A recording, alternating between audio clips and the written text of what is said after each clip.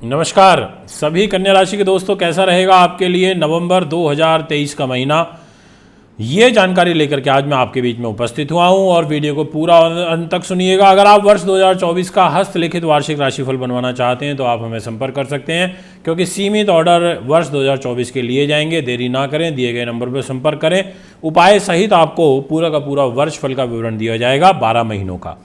तो दोस्तों, सबसे पहले आपको बता देता हूं कि क्या कहते हैं आपके ग्रहों के गोचर की तारीखें, यानी कि किस तारीख में किस ग्रह का परिवर्तन होगा, उसी के आधार पर फल निर्मित होगा। तो अक्टूबर के महीने में दिनांक 16 तारीख को सूर्य ग्रह तुला राशि को छोड़ करके वृश्चिक राशि में गोचर कर जाएंगे, यानी कि हाफ 15 डेज तुला में, 15 डेज वृश्चिक में। मंगल ग्रह दिनांक 16 तारीख को वृश्चिक राशि में आएंगे, यानी कि पहले 15 दिन ये भी तुला में और बाद के 15 दिन ये भी वृश्चिक में। बुध ग्रह पहले 5 दिनों तक रहेंगे तुला के अंदर, फिर 6 नवंबर से लेकर के 27 नवंबर की मॉर्निंग तक रहेंगे वृश्चिक में, फिर 27, 28, 29 और 30 तारीख को रहेंगे धनु राशि में।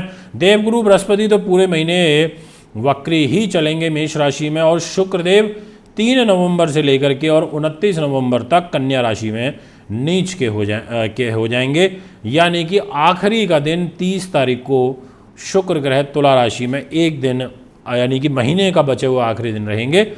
अब यहाँ पर शनिदेव का सबसे बड़ा महापरिवर्तन होगा, क्योंकि शनि महाराज अपनी वक्र चाल को छोड़ करके और मार्गी गति से आपको अपना शुभ फल देना प्रारंभ करेंगे। तो आइए दोस्तों, विषय को आगे बढ़ाते हैं, आपको पूरा डीपली जानकारी देते हैं क्या कहती है ग्रहों की स्थिति। पॉइंट वाइज समझाऊंगा, इसलिए पेपर पेन लेकर के ज़रूर बैठना, ताकि आप बहुत इंपॉर्टेंट जानकारी से वंचित ना रह जाएं। क्योंकि ये जो भी राशिफल मैं आपको बताता हूँ, ये स्वयं मेरा रिसर्च, मेरा अध्ययन है, उसके आधार पर बताता हूँ और पूरा कॉन्फिडेंस के साथ मैं आपको ये कहता हूँ कि ये राशिफल आपको ऐसा कहीं नहीं मिल सकता। कॉपी पेस्ट मिल जाएगा, कॉपीड मिल जाएगा, बट मैं जो चीज़ आपको बताता हूँ उसमें हमेशा कोशिश ये करता हूँ कि आपको बहुत वैज्ञानिक आधार पर सब चीज़ों को समझाऊँ। अब बात करते हैं सबसे पहले और इम्पोर्टेंट पॉइंट की, जहाँ पे 6 नंबर लिखा है। 6 नंबर यानी कि कन्या राशि। कन्या राशि के स्वामी ग्रह बुध होते हैं।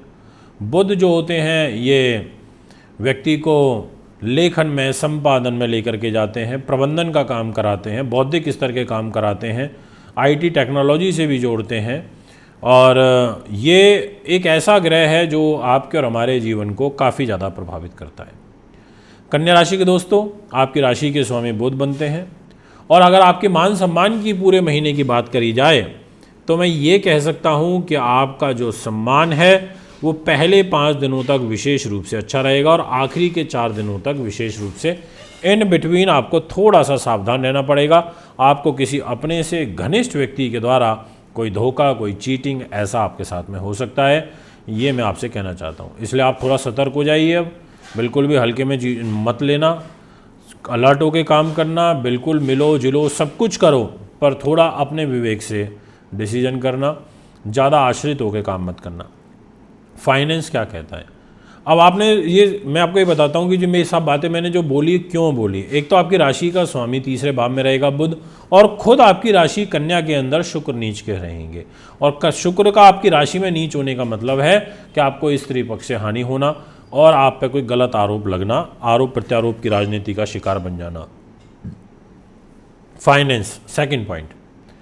परिवार, इस घर के अंदर सूर्य नीच के होकर के बैठे हैं पहले 16 दिनों तक। इस घर के अंदर मंगल भी बैठे, परिवार में तो जबरदस्त तनाव और अलगाव होगा, ऐसा पत्री कहती है, क्योंकि 2 क्रूर ग्रह ईगोइस्ट प्लैनेट आपके सेकंड हाउस में आ गए, तो ये आपके ठीक से रिश्ते को नहीं चलने देंगे, आपको परेशान करेंगे, व्यवधान उत्पन्न करेंगे, ऐसा आपकी पत्री कहती है। इसलिए धन की स्थिति भी कुछ खास नहीं रहेगी, और इसके अलावा विशेष रूप से पारिवारिक मतभेद ज़्यादा बढ़ना, ऐसा भी आपका जो ग्रह गोचर है वो यहाँ मुझे नज़र आ रहा है। इसलिए मैंने आपसे कहा कि आप अलर्ट हो जाइए, थोड़ा सा केयरफुली काम करिए। अब मैं आपसे बात करता हूँ तीसरे महत्वपूर्ण पॉइंट की, और वो रहेगा आपके मित्रगण, सगे संबंधी या खास लोग, या फिर आपकी लंबी दूरी की यात्राएं, या फिर वो लोग जो राइटिंग का काम करते हैं, सिंगिंग का काम करते हैं। ऐसे जातकों के लिए मैं ये कहना चाहूँगा कि मंगल के पास जिम्मेदारी आ जाती है, और मंगल 16 तारीख से बलवान हो जाएंगे। 16 तारीख के बाद आप करिए जो आपको करना है। आपको यात्रा करनी है, ऑफिशियल यात्रा करनी है, आपको कोई रिलीज़ करना है, कुछ लिखना है, कोई चीज़ की स्थापना करनी है, आप करिए, पर 16 तारीख के बाद, ये मैं आपसे कहूँगा। और ओवर कॉन्फिडेंस से आपको बचना है, क्योंकि सूर्य मंगल अगर तीसरे स्थान में बैठे तो ऐसे जातक ओवर कॉन्फिडेंस के शिकार हो जाते हैं, दिक्कत आती है।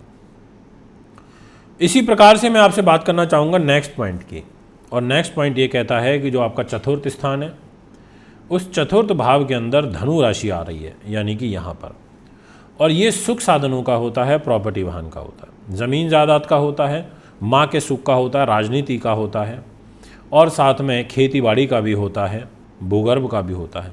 इस घर के मालिक देवगुरु बृहस्पति हैं, वो तो अष्टम भाव में चले गए, इधर ज़्यादा अच्छे नहीं हैं, पर आखिरी के 4 दिनों में यहाँ पर बुध का गोचर होगा आपकी राशि के मालिक होकर के। तो आखिरी के 4 दिनों में प्रॉपर्टी रिलेटेड कोई विशेष डील आपकी फाइनलाइज हो सकती है, प्रॉपर्टी से संबंधित आपको कुछ लाभ प्राप्त हो सकते हैं, ऐसा आपकी पत्री कह रही है, ये मैं आपसे कहना चाहता हूँ।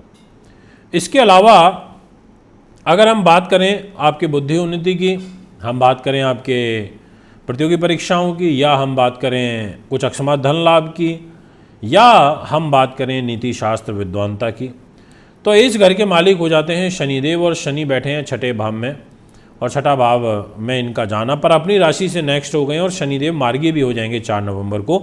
तो इसका एक एडवांटेज आपको प्राप्त होगा, और वो ये एडवांटेज मिलने जा रहा है कि आपके काम का फ्लो अब आपको धीरे धीरे आगे आने वाले टाइम में देखने को मिलेगा, क्योंकि शनि उल्टे से सीधे हो जाएंगे।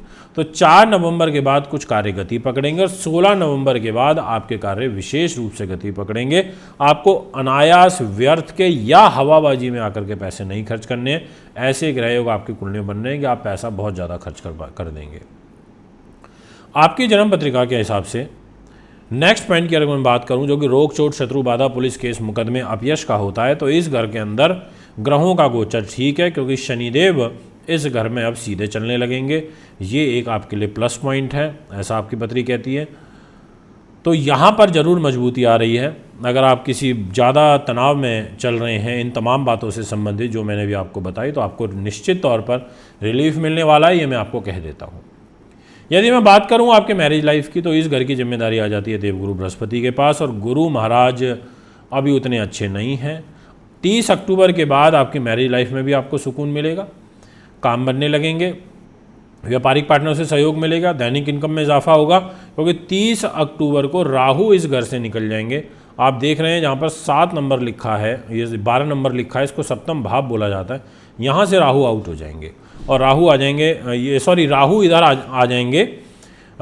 तो इस वजह से मैं आपको थोड़ा सा यहाँ पर कहना चाहूँगा, अगर हम बात करें इस जहाँ पर 12 नंबर लिखा है, इस घर की जो दाम्पत्य जीवन का होता है, तो इस घर में आपको राहु बैठे हुए दिखाई दे रहे हैं, जो कि अच्छे नहीं हैं। ये इस घर को कष्ट देते हैं, तनाव देते हैं, बाधा उत्पन्न करते हैं, ये विशेष रूप से मैं आपसे कहना चाहता हूँ। तो दोस्तों यहाँ आपको थोड़ा ध्यान रखना है, केयरफुली काम करना है, ज़्यादा हतोत्साहित होकर काम नहीं करना है, ये मैं आपसे कहना चाहूँगा। और इसके अलावा दैनिक इनकम में भी आपके कुछ कमी देखने को मिलेगी। अब मैं आपसे बात करना चाहता हूँ भाग्य की। तो भाग्य स्थान के स्वामी तो नीच हो ही जाएंगे।